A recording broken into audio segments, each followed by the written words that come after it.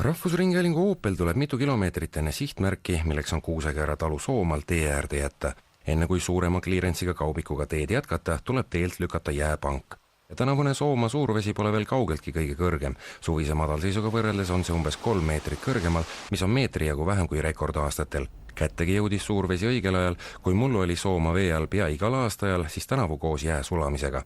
Ehkki Karuskose turismitulu omanik Aivar Ruukel pääseb praegu oma valdustesse kõige paremini kanuuga, ei näe ta nurisemiseks põhjust. Sellepärast 5 aastaaeg ongi, et siin ei ole uputus nagu ju otseselt mingi katastroofi maikuuga nagu võib-olla kuskil mujal, et siin on ta nagu looduse tavaline rütm. Teid muidugi see vesi kõvasti uhub, et nii nagu siin nägime, et kannab ju peenema koos ära aga ma arvan, et parem ongi seda kõike sellest asjast ju aimu saada niimoodi, et võtad kanuu ja lähed selle löötusalale.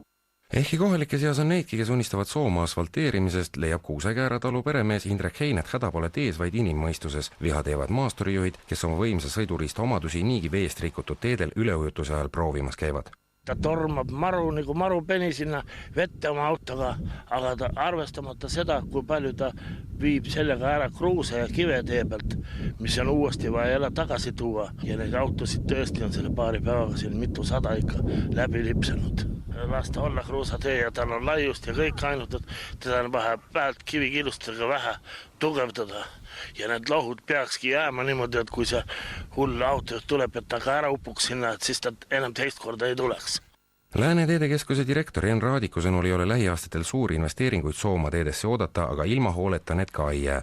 Valmima peaks paarikilomeetrine tolmuvaba kattega lõik Jõesuust Riisa poole.